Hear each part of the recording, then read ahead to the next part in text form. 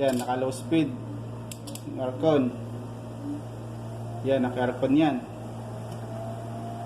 So pag habang umaandar, so pag uminit yung tubig ng radiator, namamatay.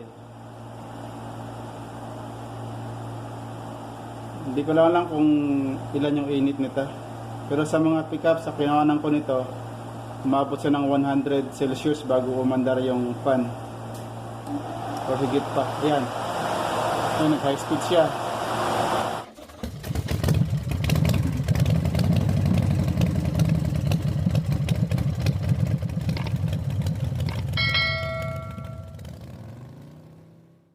Hello guys, welcome back again sa aking YouTube channel. So ngayon guys, meron naman tayo ngayong bagong tutorial na papakita ko sa inyo. So sa nakarang video ko guys na ginawa, merong akong ginawang dual fan o dual auxiliary fan motor na ginawan ko ng low speed saka high speed. Bali dalawang motor yon. So ngayon gamit tayo ng isang single fan, single motor. Ating pagganahin ito ng low speed saka high speed. So sa ginawa kong video nung nakaraan kasi may nagtatanong sila, may nagtanong sa akin kung pwede rin ba daw yun pagganahin yung single fan sa ganung koneksyon. So sabi ko pwede, kaso nga lang magbabago ng koneksyon ng relay sa kailangan gumamit ng resistor. So ngayon guys, tuturo ko sa inyo ngayon kung paano natin pagganahin itong single fan motor na to ng low speed saka high speed. So ganun pa rin, gagamit tayo ng relay, tatlong relay ang gagamitin natin. So yung gamitin natin ng relay ay dalawang mayroong normally closed, normally open. Tapos yung isang relay ay yung ano lang, ordinaryong relay. Talita. Kasi yung ordinaryong relay ay walang 87, yun na. Walang 87A, 87 lang siya. Ayan. Itong gitna, saka itong itaas, pareho siyang 87. Wala siyang 87A. Sabihin, ito yung ano to, ordinary relay lang siya. Bali, normally open, itong relay na to. So, baling, itong dalawang ito, ay ito yung mayroong normally closed, normally open. So, kung mapapansin nyo yan, mayroong 87A, yung gitna, ito, yung 87 itong gitna, mayroong 87A. May A siya nakalagay na A. Tapos ito wala. So, ibig sabihin ito normally close, yung may A. Tapos yung wala, yung normally open. Ito yung magkadugtong ito. Pag hindi nakatrigger itong 8586, yung contact nito magkadikit. Saka lang bibitaw pag trigger itong 8586. So yung contact nito ng common na 30 lilipat ito sa 87. Kaya tinawag na may normally closed, normally open itong relay na to. Bago simulan tong video guys, may nagpapa-shoutout. Shoutout ko lang si Miramar Gerson. Boss Miramar, ito na, shoutout na kita. Tapos sa channel ni Kisha guys, Kisha channel, subscribe na rin guys. Papakita sa screen mamaya yung channel nilang dalawa. So bago kumpisahan guys, sa theory muna tayo. So meron akong ginawang drawing. Gumawa pa ng drawing para mas madaling makuha. So bali ito yung connection natin guys. Ito yung kanina, yung normal na relay. Tapos itong dalawa yung mayroong normally closed, normally open. Yung may tatak na 87, yung may yung 87 sa gitna. Yan na. Kasi ganito yung contact ng relay, ganito yung contact ng relay pag hindi pa siya naka-trigger. So nakatapat sa yung 87, yung 30, automatic siya nakadikit sa yung contact ng 30, automatic nakalagay sa 87 eh. So yung ito guys, tingnan nyo maigay yung diagram. So pinagsama ko yung lahat ng 85 ng relay kasi sabay natin sa ignition. Tapos yung isang high speed relay ng high speed nakakabit sa yung common, yung 30, automatic diretso sa battery. So duman sa ng fuse. Tapos yung isang normally close yung sa control. Ito yung control natin. So naka-ground yung 30 niya. Tapos kasi duman siya ng resistor. Yung ground duman ng resistor, itong ground ng motor. Kasi hindi pa naka-trigger itong 86, hindi mo ito nilagyan ng ground, hindi pa ito magti-trigger ito. Ibig sabihin yung contact nasa 87, nasa 87A. Yung contact nito. So ibig sabihin, dadalaw yung ground dito. Duman siya ng resistor, ibig sabihin palilitin niyo yung voltahe ng resistor. So ihina yung ngayon yung ground dito, ihina. For example, buo yung aircon. So itong low speed, so papasok dito yung positive. Pag hindi naka-trigger itong high speed na relay, so yung positive tatawid dito sa 87A. Kasi hindi siya naka-trigger Kung makita yung position pa ng relay, ganito pa siya. So tatawid dito yung positive, pupunta sa positive yung sa 30 ng low. So pag trigger nito, pag buhay mo ng aircon, so papalo siya, tatawid na yung positive rito. So magkakaroon siya ngayon ng positive ito, yung motor. Tapos yung kabila ng motor, yung ground, nakadaan ng resistor. Tapos hindi rin naka-trigger, same position pa siya nito, naka-normally open, naka-normally close yung relay na to. So tumawid yung ground dito, babagal yung ikot ng motor. Tapos itong sa high speed, pag na-reach ng temperature niya na umabot siya ng 100 Celsius, so magkukuman yung temperature sensor sa computer na nabuhayin na niya yung high speed, na ipa-high speed na yung motor. So magkukuman yung computer sa relay. So papasok ito kasi yung galing sa computer ay negative yung trigger. So papasok ito yung negative. Sa dalawang ito, sasabay siya. So bibitaw ngayon ibig sabihin, papalaw na rin dito papalaw nito sa 87. So bibitaw na siya sa 87A. So solid na yung ground na papasok. Tapos ito, solid na rin yung positive. So bibitaw na siya rito. Kahit buhayin mo yung aircon, kahit nag-on and off yung aircon, hindi na siya papangsyon. Gagana yung relay pero wala na siyang output. Kasi common na siya Dito dumaan sa 87 na yung common. So mag-high speed na siya. So gawa na kung mapapasan nyo, gawa na may diode. Kasi itong diode ang siya magdi-discharge nung supply nito. Kasi pag off lahat nito, may ikot pa tong motor. Habang umikot yung motor, nagbibigay pa siya ng konting voltahe. So yung voltahe na nilalabas nito, ito magdi-discharge yung diode. O diba? So kung mapapasin nyo guys, makuha nyo na. So ito yung sa low speed. So hanggat hindi naka-trigger ito, so positive ang tumatakbo rito. Ito lang itong relay na to ang gumagana. For example, aircon, ito lang. So ano na siya, low speed kasi itong ground naka-resistor. So i-actual natin guys para mas madali nyo makuha. So lagay siya rito. So para may tularan kayo. So bali sa isang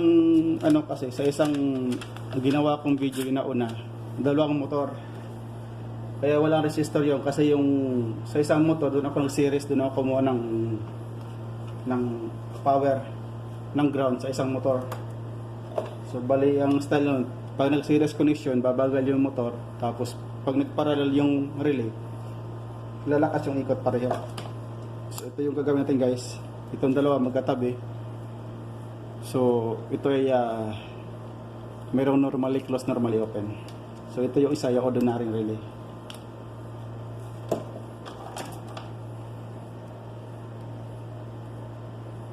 So pwede kitin sila tatlo.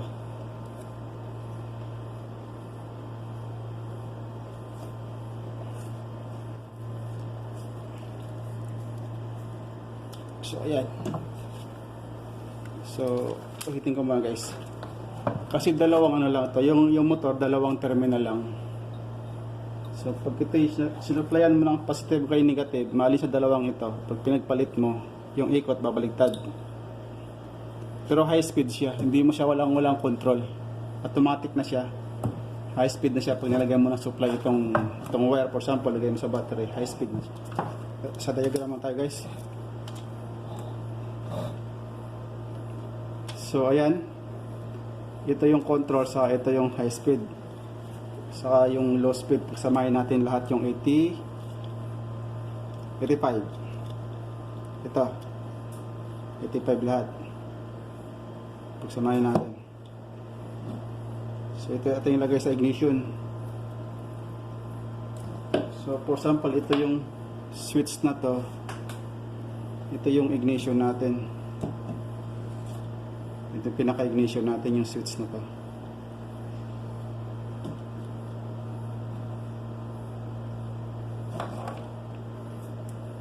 So, titipan ko lang.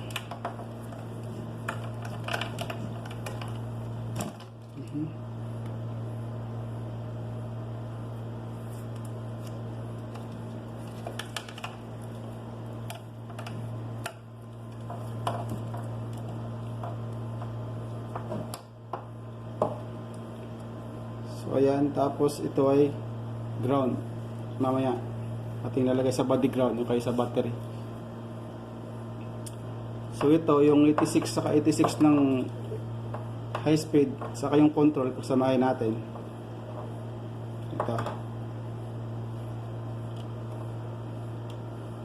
Ito yung papunta sa SAM or ECU. Ayan.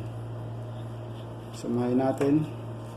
Saka itong 87 saka 87A. So yung 87 papunta na sa motor. Ito. Ground na tatakbo rito. Nga pala guys, ang resistor na gagamitin ko rito ay spring ng ballpen. Ito. Spring ng ballpen na gagamitin ko. Ito yung pinaka-resistor niya.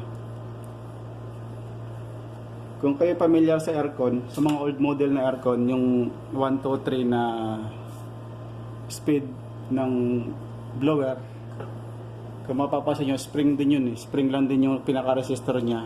So yun ang gagawin ko rin. Spring din ang gagamitin kong resistor.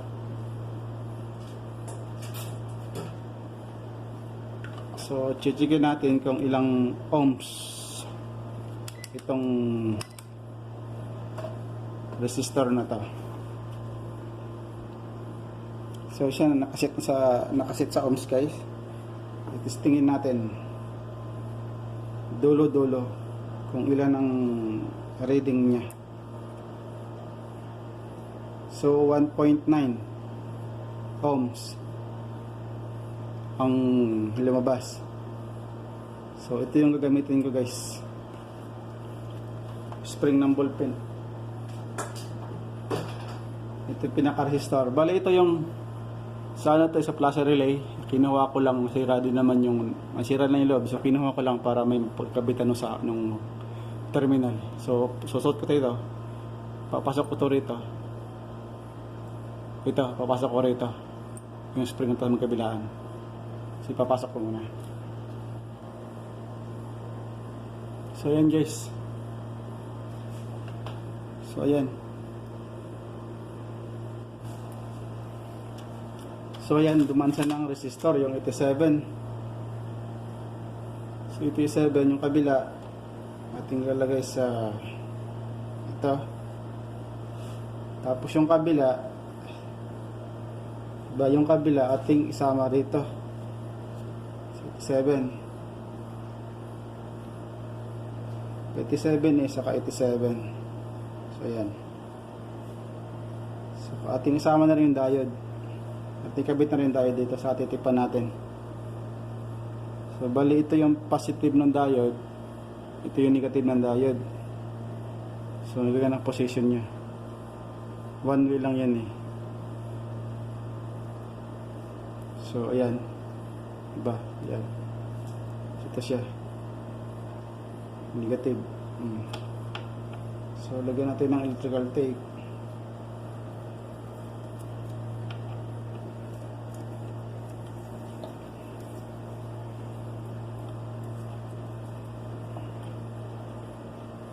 So ito mamaya yung positive eh. So ating lagay ito yung diode din sa positive ng isang wire na ito.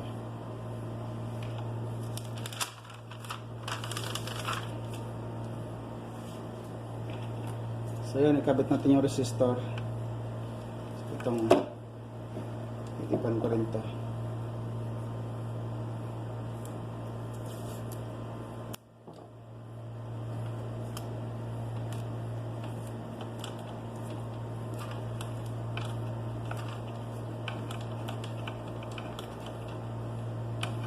Ayan. So ito mo may ating gawin negative. So pinagsama na natin yung ito yung trigger ng high speed, ito yung sa low speed. So bali ito saka itong high speed saka low speed pagsabay natin. Ito ikabit dito. Yan. Low speed saka high speed na output yung 87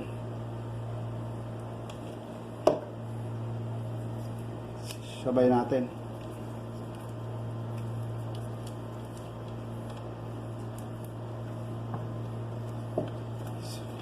Ayan. Ang gulo na. Tapos itong 87A ating ilagay dito sa 30 ng low speed na relay.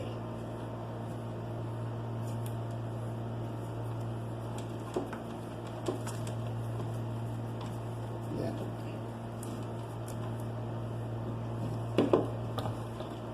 So ayan na. Tapos ito yung 30 ng high speed din ating ilagay sa fuse. Ito ipapunta sa positive ng battery. Aray, kusok pa ako.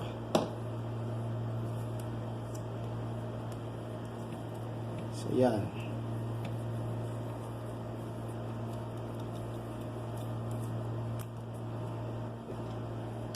So yan yung ignition. For example, ito yung ignition yung switch natin. Saka ito, pagsamahin natin, ito papunta sa positive ng battery. Yan. So ito mamaya ating ground. Ito. So actual na natin. So ipipix ko muna itong motor. So yan guys, napix ko na. Para hindi na siya gumalaw, delikado eh. So yung kanina, ito yung sa control ground, ito yung 30 nya, ground natin. Tapos ito rin diode nya kanina eh. So ito yung dalawa, ito yung control yung galing sa computer box sa SAM or sa SAU. Ito yung ground. So, lagay sa ground.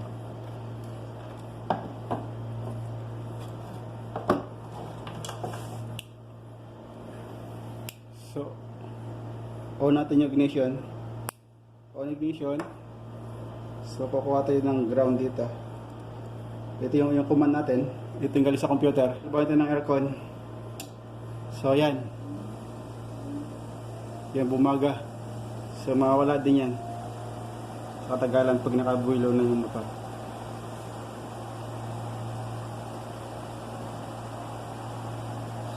Yan guys, naka low speed.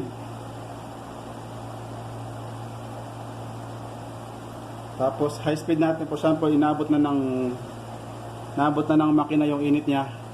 So papalo na yung ACT, engine coil temperature. So mag high speed na siya. Yan. High speed na siya. So pag na-back to normal yung init ng tubig, so low speed din siya. For example, aircon lang ang buhay. So yan. So aircon. So normal yung guys na bumabaga. Kaya nga kailangan kuhan ka sa hangin. Sa hangin dapat ito mahanginan siya para hindi siya uminit. Wala kasi makitang resistor na na pang aircon eh. So yan pag nahanginan siya, hindi naman siya bumabaga. So yan. Okay? Yan, high speed. Low speed.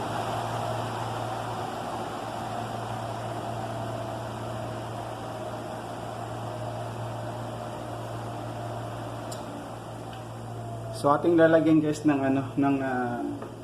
ACT or engine coolant temperature. So meron ako rito or sabi nila yung thermo switch. So ating pagaganahin yung high speed dito. So ating kakabit yung kabila.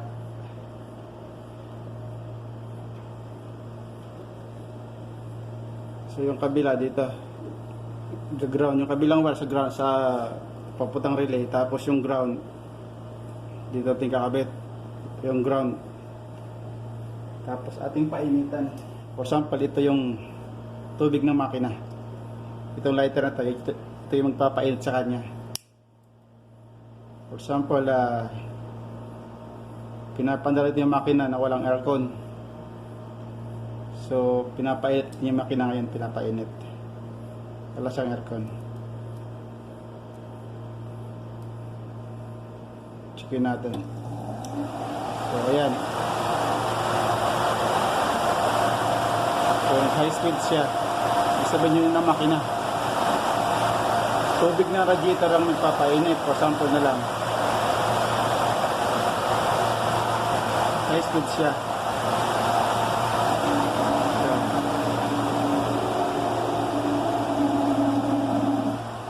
So yan, hindi siya naka-aircon. For example, aircon natin, yung buhay ng aircon. So aircon natin, yan, naka low speed aircon. Yan, naka-aircon yan. So pag habang umaandar, so pag uminit yung tubig ng radiator,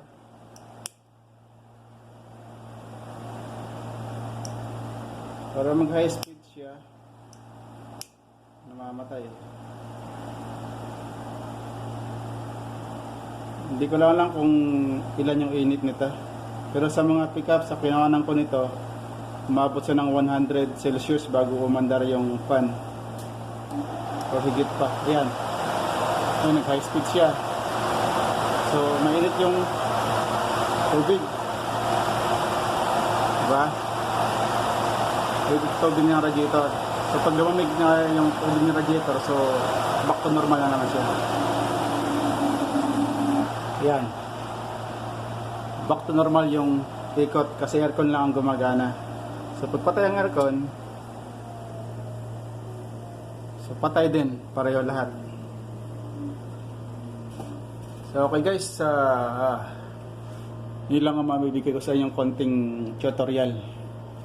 Kung nagustuhan nyo yung video ko guys, please subscribe, click the bell button for notification, share, like, and comment.